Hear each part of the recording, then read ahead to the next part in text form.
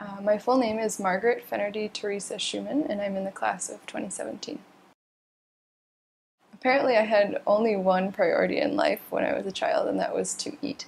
As a kid, my two favorite foods were artichokes and mussels, like the most bougie taste imaginable. If we went out to a restaurant or something, I would be indignant at the content of the children's menu. Who actually wants, chicken nuggets or tater tots? Enjoyed running around. I would run into the walls of our house as a child because I would just run back and forth down the corridor. I had one older sister, and she liked to pretend that I was her child instead of my mother's child. I definitely have a strong image of the place that I grew up, and it was a house on a cul-de-sac, very much sort of classic suburbia. The house was up sort of a long hill on a long curved cul-de-sac in a very wooded area, actually, of the suburbs of Washington, D.C. I worked on the Lit magazine in my high school. We would have meetings every Wednesday afternoon, and I was quite involved in both like the design of it and then fundraising. We held a lot of bake sales at a local grocery store. 5 times every year I would bake like over 100 cupcakes with my friend Annie, and we would cart them off to the grocery store and then talk to all these random middle-aged people about what we were doing. Yes, I definitely still love to cook. To produce food, I think, is to just express love for other people. I also love washing dishes. I think it's like a very therapeutic activity. It's something that I think connects me to the most essential parts of life. I had never been to Asia before I came to Singapore. And so, of course, before I came here, there was a father of a young kid, and I babysat for that family.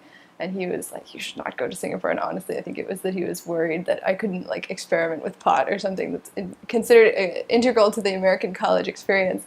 So I was amused by that, sort of in hindsight.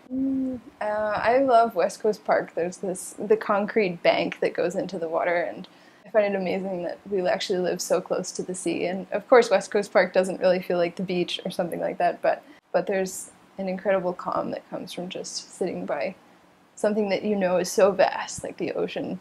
I always like thinking about how the molecules have been in circulation for, millions of years, and so that each molecule that like touches the shore has been all over the world, and has been places closer to where I consider home, and has been here, and has been all over to places I will never go. I both admire people who make trouble and don't do it very frequently myself, that I have sort of made a point of integrating into my daily life, and that's that I don't shave, and that has bothered my mother for a while now, and I guess in some ways it is sort of sticking it to the man. At some point in my life I decided I didn't think that women should shave, or that I shouldn't consider it beautiful to not have hair. It's a daily thing that I have now kind of challenged myself to grow into accepting about my body and also about the world, and kind of a visible marker of mild rebellion.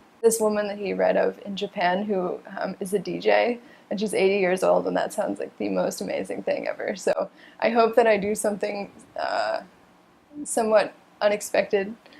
I hope that I can have very long conversations and really listen to young people, because I think oftentimes young people are the ones who are thinking ahead, and I hope that I don't get sort of stuck in my ways as an older person.